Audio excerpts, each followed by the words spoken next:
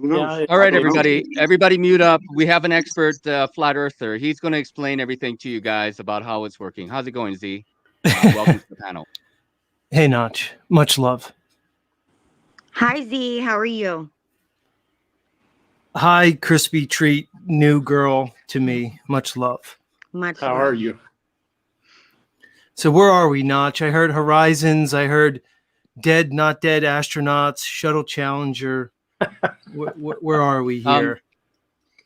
Okay, well, Stanley over here is frustrated with the people whom he respects and follows, but there are flat earthers. So he doesn't understand why people like us are flat earthers on one hand. And then Crispy Treat is still, I think, a little bit open-minded. You know, I think she has a lot of respect for myself and other people whom she's been on panels with.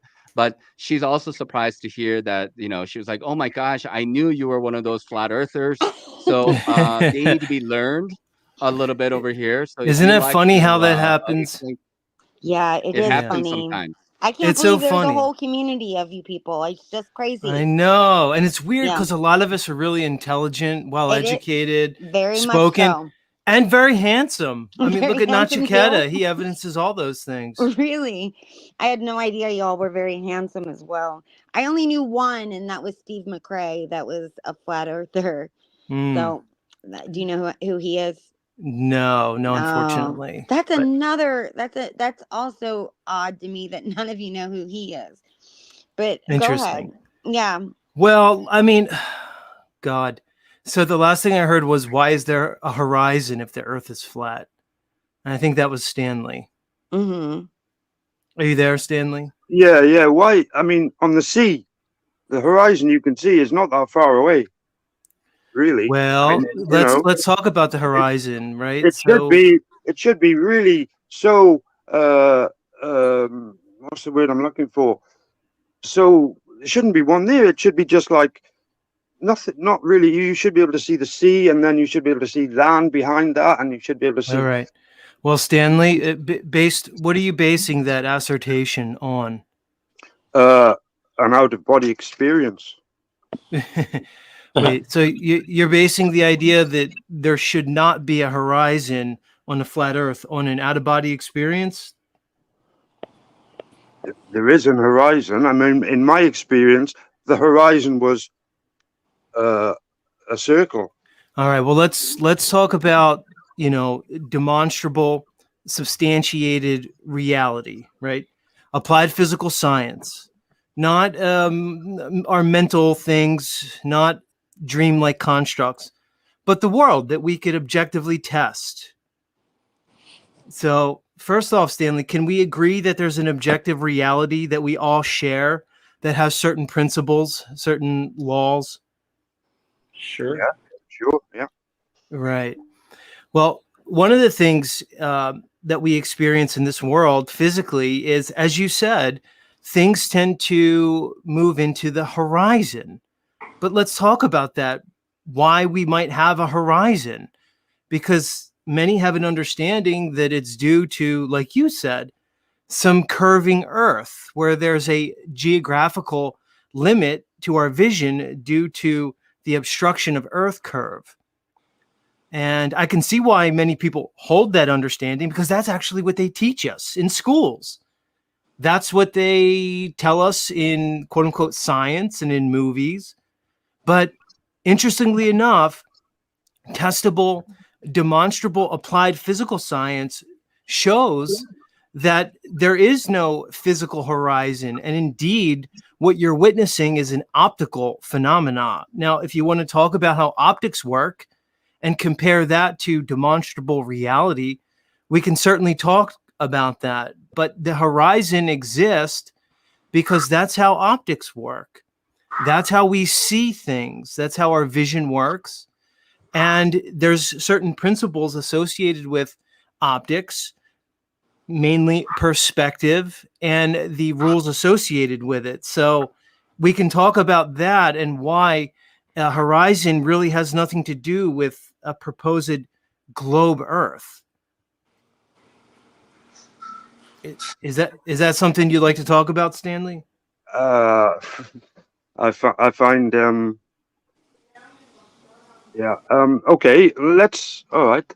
Let's just say, I don't understand optics, but I can see, Right. standing on the So thing, I can let's see that there's a horizon. I can see it. right. Um, but okay, let's. What about when what time is it where you are? Hold on, Where I? Stanley. We're talking about optics, not time Yeah. zones. All right. All right. All right. Hold All right. on, hold on, Stanley. So we want to talk about optics. Now, have you ever Okay. stood, let's say, on a street and you look down the street and you notice that the street lights tend to, in your vision, rise and converge towards a center point, and as things move off into the distance, they appear to get smaller. Have you ever noticed that? Yeah. Okay. Perspective. Okay. Okay. Perspective. Yeah. Right. Okay. That's the idea of perspective. Or let's say, Stanley, you're looking down a train tracks and it's very straight. What do you notice as the train tracks go off into the distance? They converge. They converge. Now, do they converge in real life or just in our vision? Just in our vision. Correct. So now we just got a very cursory understanding of optics and how the way we see things is one way, but the physical reality that we all inhabit is another way. So that's a beginning way to understand optics and how things can converge into a horizon. All right. So that's the first thing I wanted to present. You have to understand that the way your vision works is different than the world that we can test. They're two different things. All right. Now, what questions do you have from there? Um, why is it that you can see the sun going down? Whereas if that sun is going down below the horizon at say 8 o'clock, my time, okay, let's say, and your time probably as well. Why is it that it's not going down? Why isn't the Earth all in darkness then? Okay. So What? let me ask you, Stanley, and you ask a great question. These are the questions that I asked when I was first confronted with this same topic. I had the exact same questions that you're asking me right now. So I understand where they're coming from. But let me ask you, what is the assumption when we say that on a flat earth, the sun should be seen from the whole earth? What are we assuming in that of the factors involved? I don't understand exactly what you mean.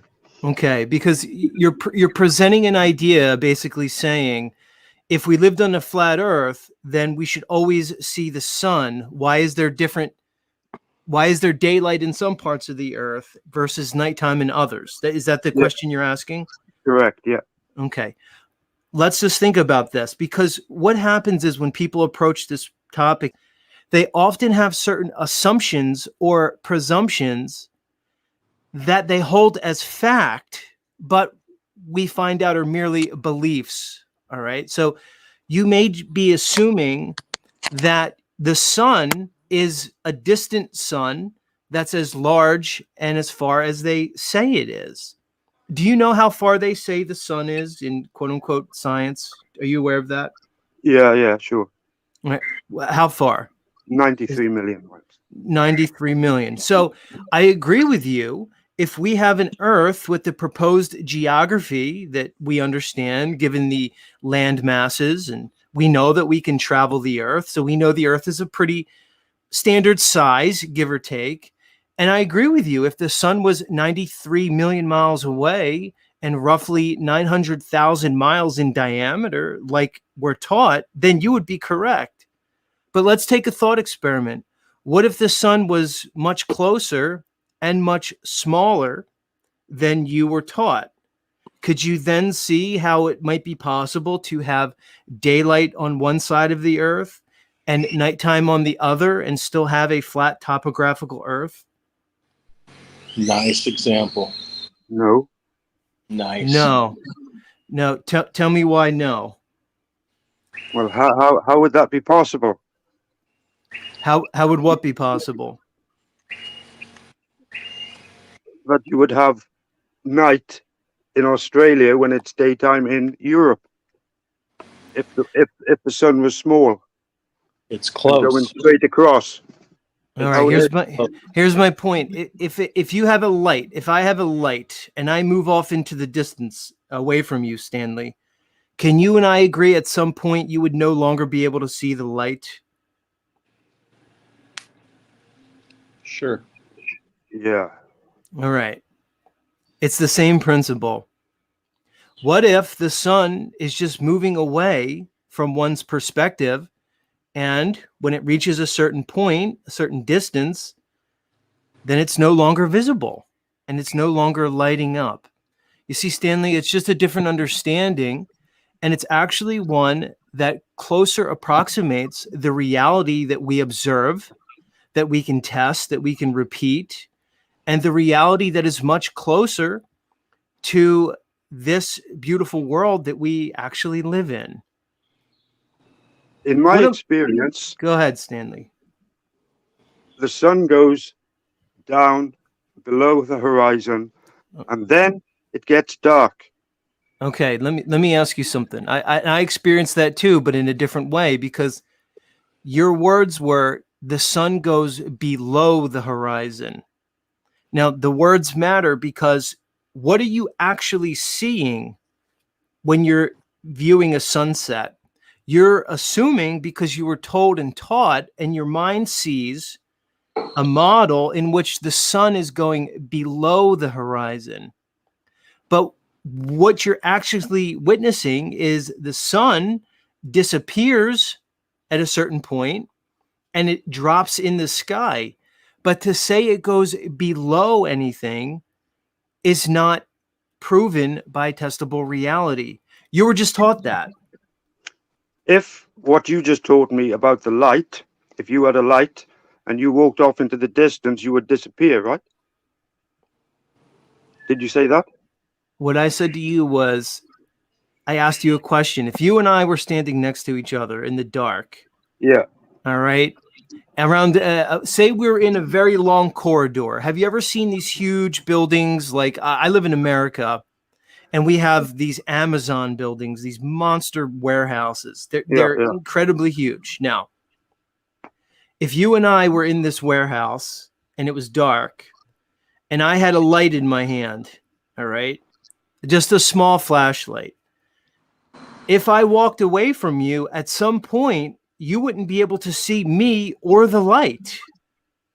True. Okay. Just Now, like the railroad tracks. right, just like But- the railroad tracks, because but- at some point, hold But on. wait a second before I forget. Go Before I ahead, forget. Stanley. Why doesn't the sun do that then? Why doesn't the sun gradually get smaller and smaller and smaller until it disappears? Okay, there's a few things there. One, I can talk about how atmosphere works in the process called lensing.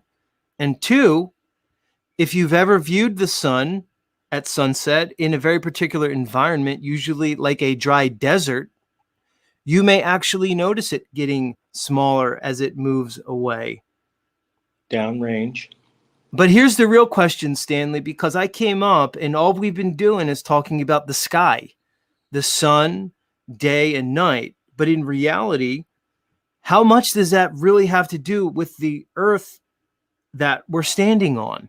Because the question is not about the sky. We can talk about the sky all day long, but we're ignoring the big cheese here, which is the earth that we're talking about, that people like me are contending is basically a topographical plane, and you're contending is a globe, a spherical body with a particular circumference at the equator. So what we haven't yet talked about is the earth that we're standing on. But you haven't explained why your analogy just now doesn't bear any resemblance to the actuality of what the sun does. I thought I just did. Why say you had a flashlight that was going further and further away until eventually you couldn't see it anymore, when the sun Right. doesn't do that? Who says the sun doesn't do that? You're just saying it Well, you doesn't. can see it doesn't do it. Just Why? before it gets dark, it's roughly Right. it's a little bit bigger than when it was Right. overhead at 12 o'clock. All right. Do you So remember it's not what I getting said? smaller, it's getting bigger. All right, Stanley, you seem to be excited. Are we having a rational discourse, This or is are great. we This are is we great. excited? Remember, guys, the sun is local. It's right here with us. Yeah, that's the basics of it, Stanley. Now, I talked about how we see through an atmosphere, and you can look at how what's called lensing works. And when you look at through things through an atmosphere, how they obscure and they can make things larger depending on the moisture level, airborne particulates. There's a lot into this. But again, Stanley, we're not talking about the ground that we actually live on, because that's the real conversation. Because the sky could be anything, Stanley. You were just told it's a particular thing. Right. So if you have any questions, you continue to ask them. And, like Notch said, this can go on forever and I have a ever. But couple Yeah, but questions. I have go a ahead. question. I was just wondering, I didn't know if you heard before, but I was asking if you were on a boat and you would just go and if you just kept going, would you fall off? Notch had an interesting explanation. I was wondering what your explanation was. Would you just fall off the edge or no? well, again, what would make you think? Let me ask you. I'll put it like this, Crispy Treat. If you're on a lake, right? Can you Mm-hmm. fall off the edge of a lake? No, I don't think so. Mm-mm. Why not? Um, Crispy Treat. So my point was, if you wouldn't fall off of a lake, what would make you think you'd fall off an ocean, which is just because a larger body of water? You see, Yeah. at some That- point in your life, Crispy Treat, somebody got your mind to think that the ocean is different than other bodies of water. So you can't fall off a pool, you can't fall off a lake, you can't fall off a really big lake like the Great Lakes. They're huge. mm-hmm. The point is, eventually you would just come to another shoreline, right? Yeah, I suppose I've not Right. ever tried to go as far as I could on an ocean. Right. So But the thing is, neither have I. But the right. assumption that you would fall off, you find, is something that was very just likely indoctrinated. So your mind can think that. But in Yeah. reality, it's just water, and water needs containment, and water lies level when at Mhm. rest. And that's how water works. Water is the totem that we use in this world to define level. Now, Well, go it's ahead. not Just that I've one been. thing. I just was thinking because if you believe that the Earth is flat, then if you were to take a boat and go all the way as far as you can, that you would fall off and fall off of the Earth. Larry, here's the thing, Yeah. Crispy Treat, because you're doing the thing that everybody does when they first approach this topic. Mm-hmm. You're picturing the model that was taught to you in school, the one that's presented through media, through Hollywood. You're picturing space, and you're picturing the sun and the planets and Earth in relation to those things as a flat disk. When I try to tell you that we live on a flat Earth, or somebody like Nachiketa. But you have to realize that's only a particular model. What if the Earth was the center of creation, just like all the ancients knew, just like all the religious scriptures tell us, and the sky is above us? You see, Mm-hmm. there's no proof that there's this space or anything to fall off into. You're just seeing that in your mind. What you have to do is you have to erase what you've been taught. You have to erase the engineering and look at this world with fresh eyes. And when you do, and you put it to the test, you come to the understanding that we live on a fixed, immovable earth, one in which we are at the very center of the quote unquote universe, and the sky is moving above us. And what's on the outside, we don't know. Yeah. Okay. And then do you believe that other planets are flat, or do you just believe that the Earth is flat? Right. So again, in your question is implied a particular belief system that you have. When you said other planets, see, you think of Earth as a planet, just like Mars and Venus and Jupiter. But there's really no evidence of that. Earth is Earth. And the planets, the so-called planets in the sky, are the planets in the sky. There's no logical reason to think that we are amongst them. It's only what you've been taught. So the question has an implication when you say, do I think the other planets are flat? Because I don't consider Earth a planet. And indeed, there's no evidence to show that it is. Well, that's just semantics. I mean, I don't mean re- like that, just the vocabulary I'm using. I just meant, I'm not, I just am asking Right. if you believe, The forget about planets are flat. Yeah. I guess my answer would be, what's the difference whether they're flat or round or spherical or anything else? How does what's going on in the sky relate to this Earth? Because the reason I'm asking is because I was thinking that would be pretty strange if the Earth was flat and everything else was round, right? Well, it's only strange in relation to your mindset that you were conditioned with.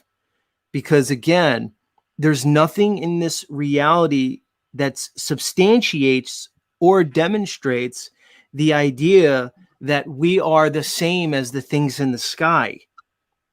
You were only taught that. There's nothing that proves that. In reality, the Earth is the Earth, and the things in the sky are the sky. So I do appreciate you coming up, and then Stanley, Crispy, thanks for being here, Yes, and we're thank gonna you. we're gonna change the conversation a little bit. Yeah, Okay. thank you for having me. I appreciate it, honey. I really do. So, yeah, I'm gonna look up some stuff. It was just interesting, everything that was uh discussed. So I need to thank you for the suggestions. I need to get Yeah, and one more can you thing, drop me Crispy. I yeah. mean, like some of us been at it for many years now, so we've already had this type of discussions like a lot, and that's fine. Yeah. And I don't look down on you in any which way because like it's new information to you, and it does take a little bit of time to digest all this information because like the scale of the lie is so big, and we've been just like kind of brainwashed to a point where we have developed a little bit of a Stockholm syndrome where we don't want to believe that we've been lied to on this massive of a scale, and that's one of the cruxes or issues that we tend to have to deal with. So it's something that you have to deprogram in a way. So just keep that in mind. Are you aware of Iran attacking Israel today? Affirmative. Israel got attacked because they didn't go ahead and win the war they were already in. So they looked more vulnerable than they were. Z, do you have any response to this? Well, I could just give my perspective. To me, this is something that's been building for quite some time. We can't look at this from the focal lens of these modern times. These pieces have been in play for probably all recorded history. And to look at it any other way, I think would be short-sighted. As far as Iran itself, there seems to be something very special about the culture, the ethnicity, the potential genetics that we see with the Iranian people, their history as mainly Shia Muslim, as opposed to the more broad Sunni, the idea of their ancient doctrines of Zoroastrianism, and again, the culture that they possess that seems to be very anti this new world order agenda. What is your position? What My is your position is that position anyway? Israel got this coming to them for not winning the war in Gaza already, which they could have done in a single weekend. Right, Okay, we could so agree if on that, Israel Hank, had but won the war, one second, like if Israel had won the war, then they wouldn't have been bombed by Iran. Is that what's going on? Yes. what he's saying is if the war was not protracted, they basically could have turned Gaza into a parking lot in about a weekend. You would have never had the issue with the Syrian thing and the provocation of Iran. I believe that's where he's going. Affirmative. All right. So here's the thing, Hank. You have to ask why. Why didn't Israel just obliterate Gaza like they could have? Why didn't Russia just roll over the Ukraine like they obviously could have? Why did the American Civil War get protracted for years and years when it could have been over within weeks? Why does any war get protracted seemingly unnaturally? This is what I'm trying to point you to, Hank. Is the overarching control structure that seems to benefit from war itself. Yes, follow the money. And I actually disagree with Russia rolling over Ukraine. But other than that, yes, follow the money. Okay. Okay, elaborate a little bit more. Follow the money, because everybody's got money. They're all dealing with money. Everybody's got weapons coming in, and they're buying weapons from some people, et cetera, et cetera. So, yes. So they're protracting the war because they want to make money. Who's making money anyway? So we have to ask cui bono, who's benefiting from these situations? Money, and they're handing it all back and forth to each other. They're sucking in from their taxpayer base, and they're handing it back and forth to each other in a little cycle. The defense contractors and the politicians. Okay, so here's the thing, Hank. You and I can agree on that, but this is surface level. This is a very shallow aspect of the entire thing. Very likely, this is about much more than money, cronyism between people and their own self-interest. This is very likely a spiritual game that goes back and involves entities that you and I could only even conjecture and dream of. And again, what Hank is evidencing is the mindset of one who, although they espouse a spiritual belief, is embroiled in the materialism of this pseudoscience that is being perpetrated on all of us. Hank is simply evidencing the end result of it because he sees this world as simply material. He doesn't see the conscious, mental, and spiritual factors that underpin this entire reality. So, of course, from that perspective, it's going to be about follow the money. But again, way too simple for this conversation. Okay, let's talk about the deities involved. So, actually, the most prominent one is Yahweh. The most prominent one is Yahweh because every side claims to be large plurality of both sides, or claim to have an Abrahamic religion. So the most prominent god involved is Yahweh. I could agree that Yahweh is the God that's presented to us through the major religions, but I don't see Yahweh as the gods that are being associated with the ruling elite structure of this world. Yahweh seems to be a God that was presented to us through the Bible that would be associated with the three major religions in play here, i.e. Islam, Judaism, and Christianity. But to my knowledge, this is not the deity associated with the elite controlling class. This is the one they gave to us as the creator God. They hold other entities in much higher esteem than this Yahweh or Jehovah. Okay. Do you want to name any entities? Maybe Cthulhu's involved because he tends to be involved with cultist activities when calls for killing. All right, well, Lucifer's one of them if you want to go there, and we can continue on that. Can you answer this question? Mark Bloom asks, are both nations on the central banking system? If so, both sides of the conflict being funded by the same corporations. Do you think that's true, or maybe that's far off? Is that based?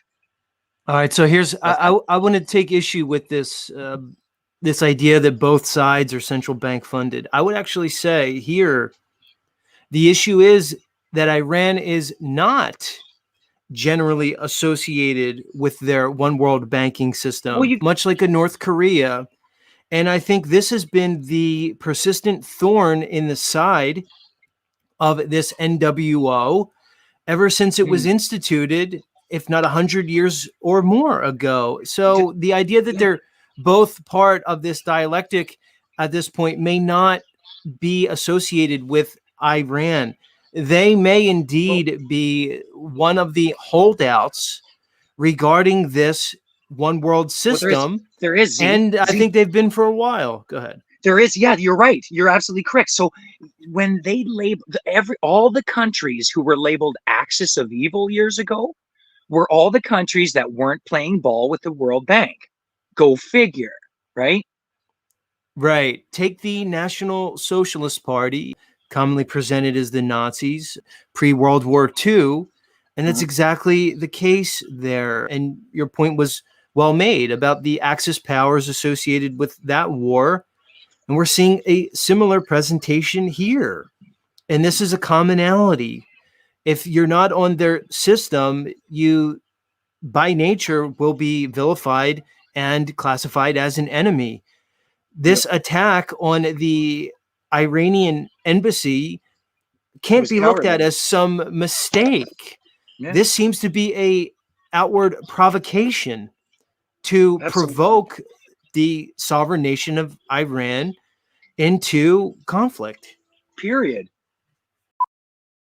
I'm no Trump fan, but he's one of the only politicians I've heard say anything intelligent, and it's so simple. He just said, "Fucking, I just want to see people stop dying. I just want to, I just want people to stop dying." He didn't take a side. He's like, "Fuck, I don't trust the fucker." But at least he said something Well, here's the mildly thing. I mean, intelligent.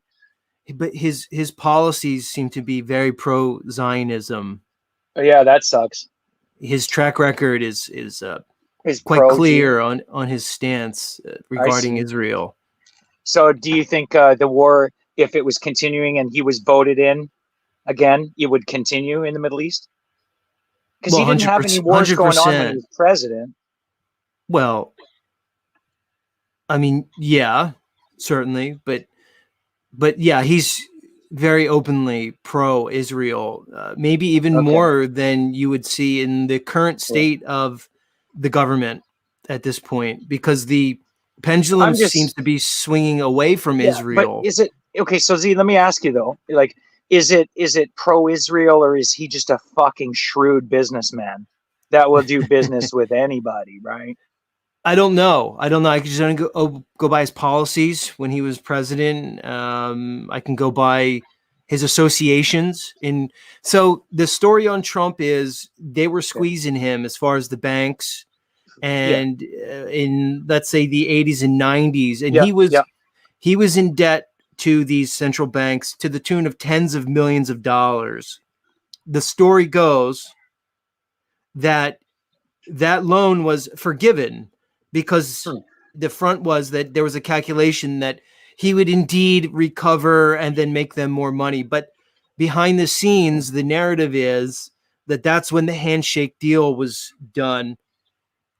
Either it might have been implicit or explicit between him and, the organization that we could loosely categorize as the Zionists. So he's been in bed with these Jewish controlling elites throughout his whole professional career, and it continued. No doubt in my mind.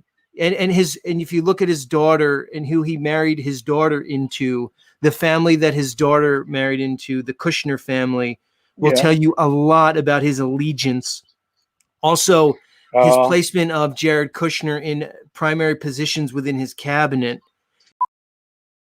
Hopefully, I always try to bring things down to the most fundamental components based on evidence.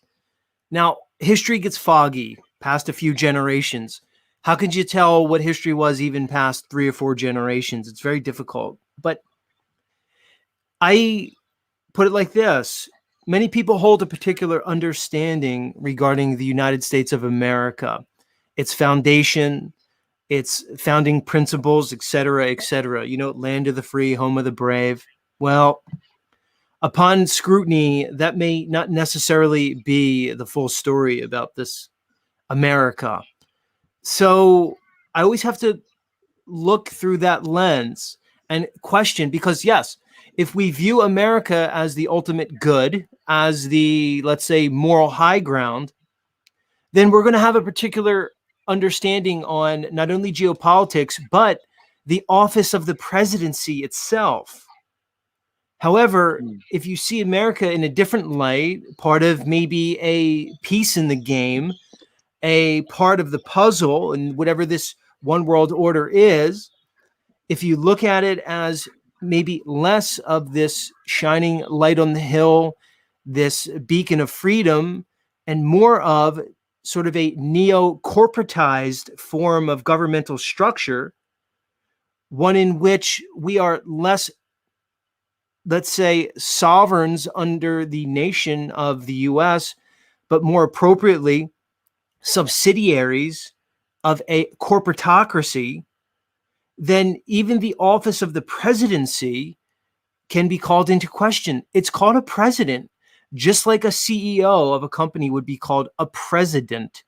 So when you look at the fundamental foundations, principles, doctrines, and beliefs associated with the formation of the United States, along with the characters and individuals related to its foundation, you may get a different understanding of this country, the presidency, and how it all relates within the grand geopolitical spectrum. So pretty much before our system, we have it so it makes it look like the people choose who's in charge, but not everyone. It's just a couple of movers and shakers. I mean, the whole thing runs on Robert rules of order mostly. Well, my opinion is, your illusion, the voting is an illusion of choice, right? I mean, that's it. Yeah. I don't believe that any change will come from. All right, let's look at voting. America. Let's break some illusions out there. When you look at Washington, D.C., its architecture, its engineering, its planning, you find that it's very occulted. All right. There's a lot of occult ritualistic iconography encoded in the city itself. Through the statues, it is rife with Roman architecture and Roman symbology. We have the presentation of the first president, George Washington, as a Roman god, indeed making the as above, so below hand signal, which is quite obvious. We see the presentation of the fascista associated with fascism across many of the depictions. We find that this idea of the Americas, from its very foundation, was planned by the elites to be associated with their understandings of this world.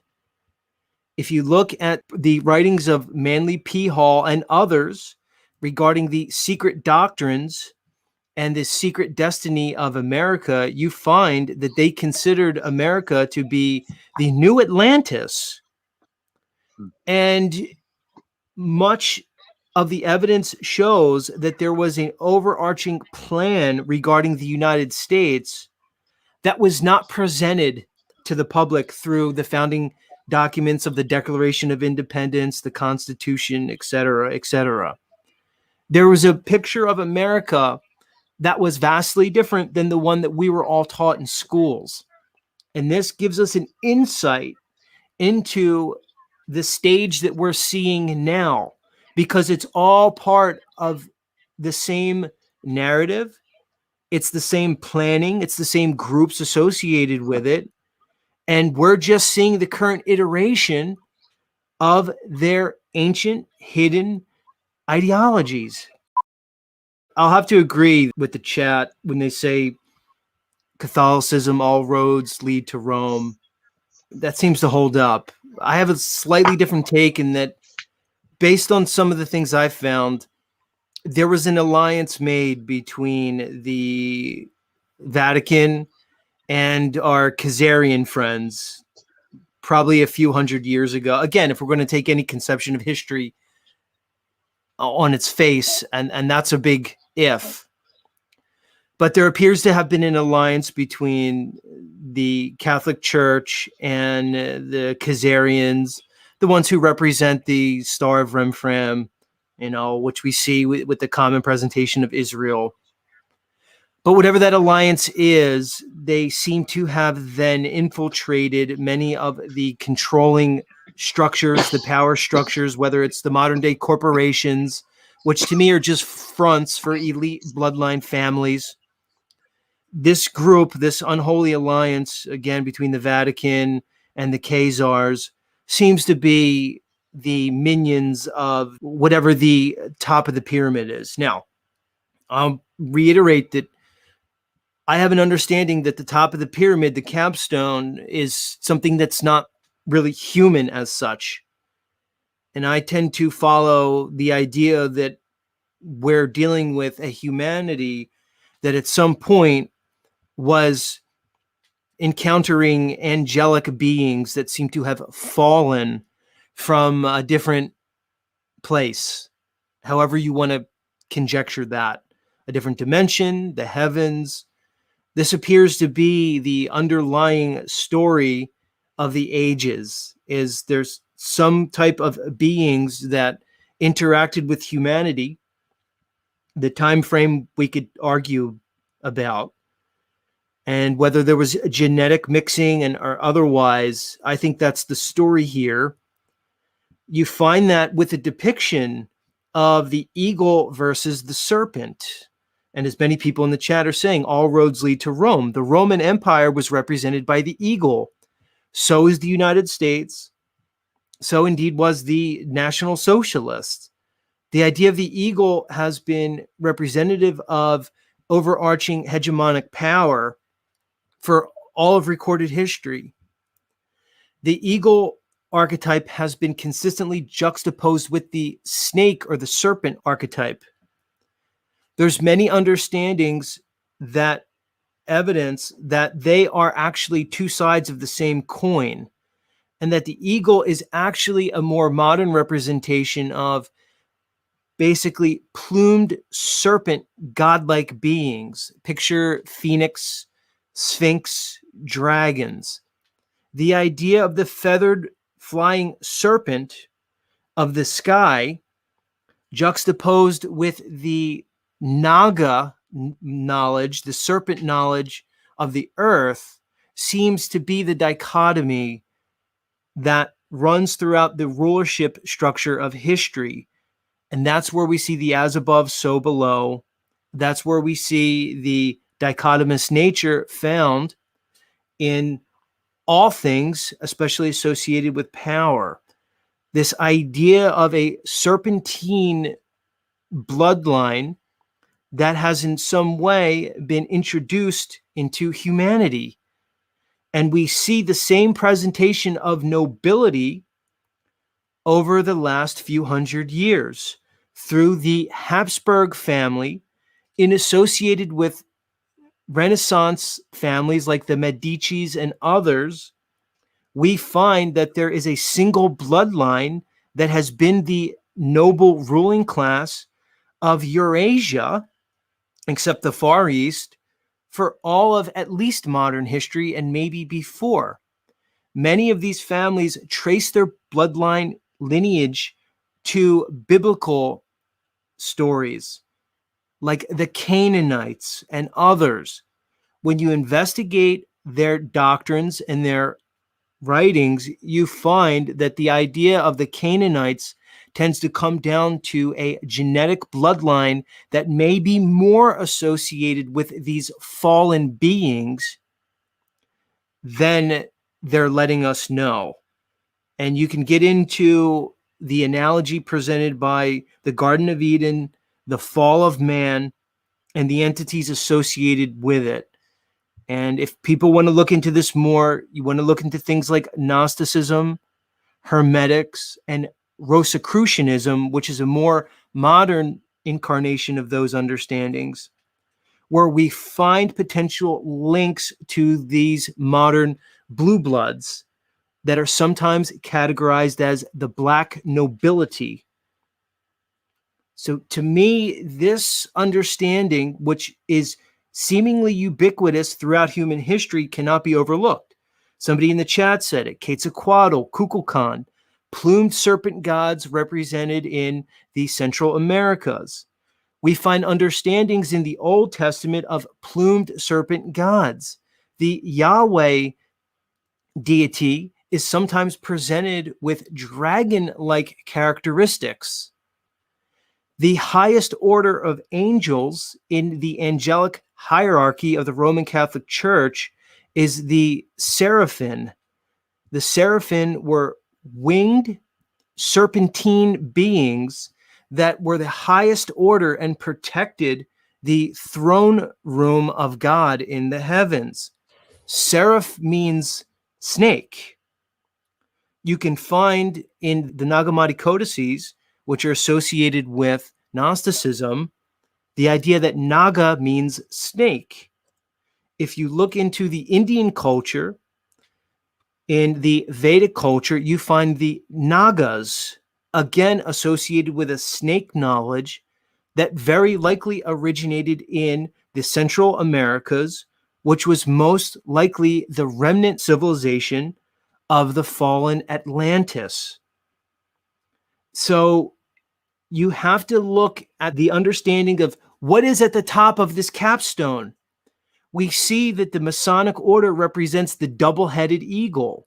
To me, the double-headed eagle goes back to these understandings of a noble brotherhood of serpentine winged beings that in some way were very associated with humanity, the progenitor races of humanity, and our advancement into so-called civilization. Again, it may be associated with these serpentine-like angelic beings that indeed had their own nobility, their own Okay. bloodlines that seem to have been passed into humanity through the so-called ancient cultures. I have a hot take that will progress the conversation.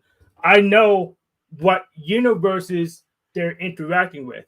They're interacting with fictional universes. I'm talking chaos magic, topaz, hypersigils. They're interacting with fictional universes and using chaos magic to change the state of this universe.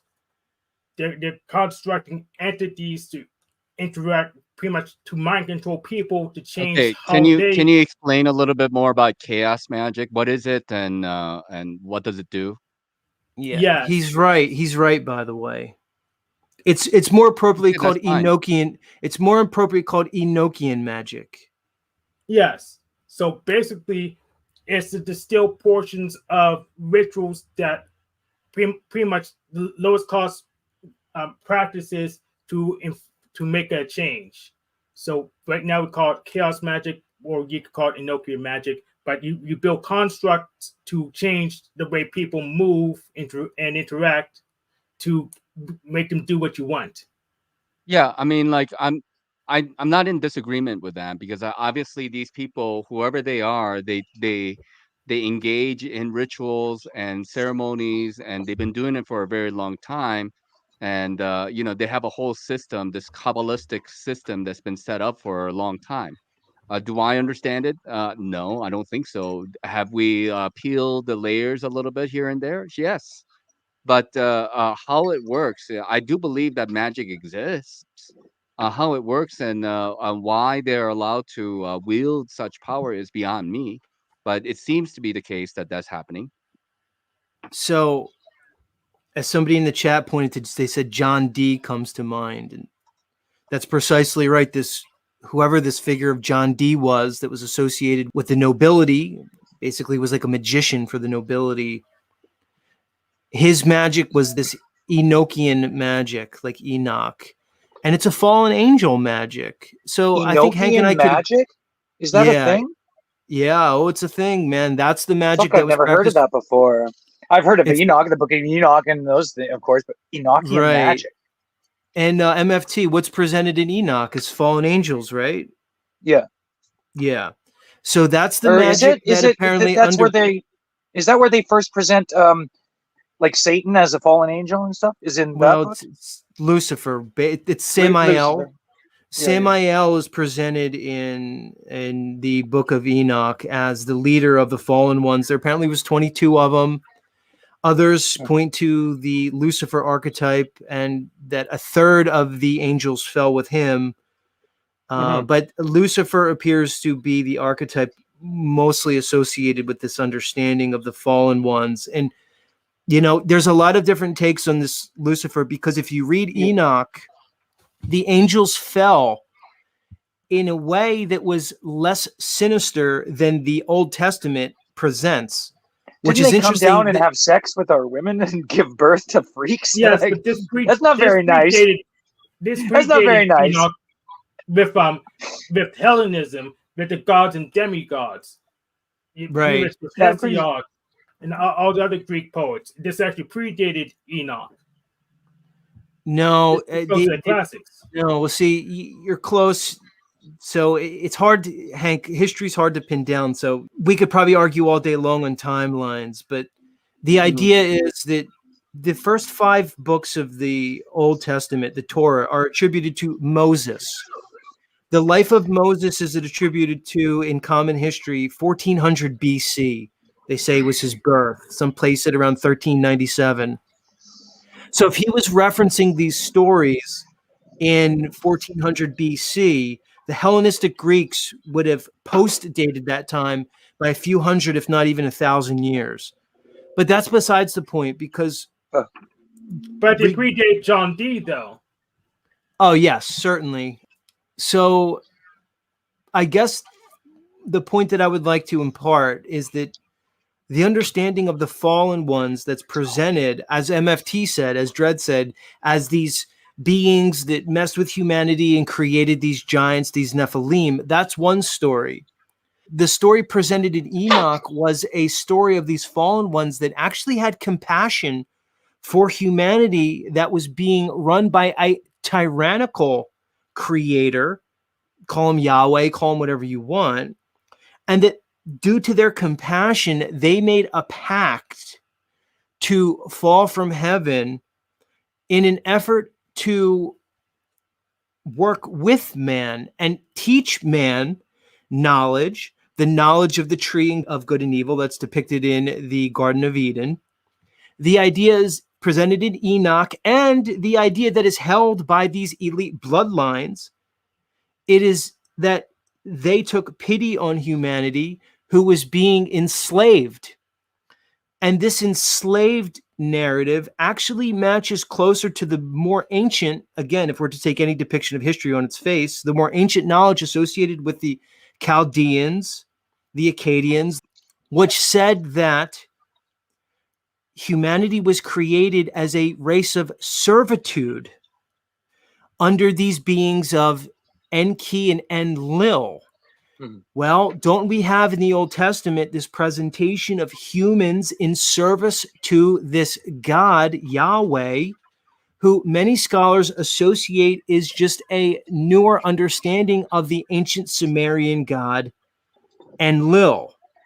So again, it's this idea of humans created as servitude, and this alternate understanding held by the elites through their esoteric understandings that the fallen ones actually had pity on the humans because we were being deprived of knowledge. It's just a different understanding, and it's hard for people because... Is that why they call them the Lightbringer? Probably. The Lightbringer being knowledge, exactly. You also see it represented in the Promethean understanding, like Hank said, would be presented more with the Hellenistic traditions associated with the ancient Greeks. But these are the same archetypes. It's this battle between these angelic beings regarding humanity and how we were to be treated and how our course was to take place over history. Well, I don't know if all stories lie myself. I think there's a mixture. It's not a black and white thing. I don't see the world as a kind of a black and white, even though there's a kind of a range, and you have the polarities and all that kind of stuff. But that we've been taught is a combination of things, it's a combination of truth and lies. So like, like when for example, like when I look at like Alex Jones initially, and he's like, I went to the Bohemian Grove and I, filmed these guys and blah, blah. I was really following him, I was like, really like, wow, my gosh, we have a truther. And then later on, I'm finding out that he surrounded himself with the Zionists and the small hats, and he's got like a little bit of an agenda, so it's kind of, go ahead, Z. Well, yeah, I mean, come on, Alex Jones. I would agree. I was on a similar trajectory. I look at it as a journey. And the real question is one able to challenge their belief system? Because it's our beliefs that we cling to in an emotional effort to gain control over our reality. But it's only an illusion. You're not really controlling the world around you. You're just finding a safe space within your consciousness so you can categorize things, so you can try to make the world make sense. But if one truly has the courage to continually challenge their belief system, then one can maybe approach a degree of objective truth in this materialistic realm. So Okay. figures like Alex Jones, to me, should be part of one's journey, but to never to stop there, to end there, because then you're just finding yourself on a new plantation, kind of like, new boss, same as the old boss. I personally don't have an issue so much if people say that they know what God is, because they might have an experience that I'm not aware of, like if they try to extrapolate and then try to explain and trying to prove God uh, to me or anybody else, I'll listen for sure. But, I may agree or disagree, but I cannot take away anybody's personal experience of what they think their view on God is. So that's all I'm going to say. Z, do you have any thoughts on this? So a couple things. First, about the belief thing. I agree with a lot of what MFT is saying about the idea that beliefs can be hampering in one's growth, and that this may prevent us from growing in our knowledge base. As he said, belief being the enemy of knowing. But on the other side of that coin, I think that having a belief system may be necessary in this world because it gives us a foundation for our identity, our ego, so to speak, and not ego in a bad way, an ego in a way that's functional and I think necessary for one's survival here. So I do think having a belief set is important. But to me, the focus should be on challenging one's belief set consistently and holding it up to scrutiny. Now, as far as believing in God in particular, I look at it like this. When I view this world that we're living in, this culture, this society, this civilization, whatever you want to call it, it seems very intent on convincing all of us that there is no God. That seems to be the main point of their pseudoscientific presentation through the controlled academia, the education system, and even the religions. I actually think the religions are implemented in an essence to pull us away from spirituality. So to me, the idea of believing in a God, and whether it's any particular God, whether somebody is a Hindu or a Buddhist or Muslim or Christian or even Jewish, holding a belief in God, I think, is important because it seems to be opposed to whatever their structure is. So I would agree Yeah, but almost with is it Nach though? said. Is it being used? Go ahead. Has it been hijacked though, Z? Well, I do think it's sorry, been I didn't- hijacked in the form of religion and Yeah, religiosity. yeah. I would agree with that because often the most fundamentalist religious people tend to be the most bigoted. They tend to be the most vitriolic, hate-filled, aggressive. And I think history also proves that. So what if spirituality is actually connected to something more like our higher self than some kind of God? To me, it comes down to what is the paradigm through which you view your experience here, because that makes all the difference. If one holds, even unconsciously, an understanding that, say, they evolved over billions of years from a single-celled amoeba into the complex organism called humans, that's a certain paradigm. That's also typically associated with this idea that we're an insignificant speck of dust existing in an infinite vastness of ever-expanding space, and we're basically an accident, cosmic dust that just became more advanced. See, that's a particular paradigm. People may not even be conscious that they hold this understanding, and even more so, are probably less conscious that it's simply a belief system, that it is not de facto reality.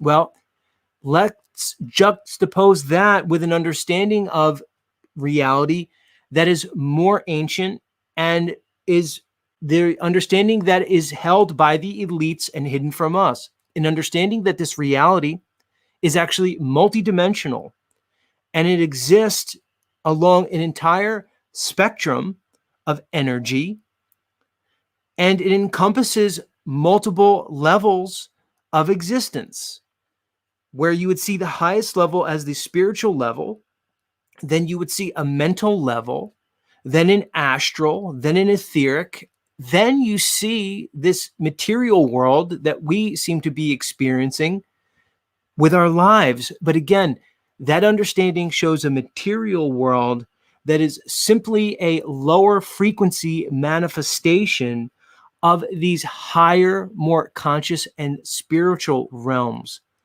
With that worldview, the idea, as you mentioned, that we are much more than has been presented is natural. But you see, it's not a belief at that point. It's simply a natural understanding stemming from the lens through which we see this world. And that's why I think the controllers are so intent on presenting us this new age religion of scientism, because the religion of scientism is focused on strictly the material. And if something cannot be measured and quantified, then it is not recognized through this new age scientism. So to me, it comes down again to our particular unconscious assumptions that we hold about our existence.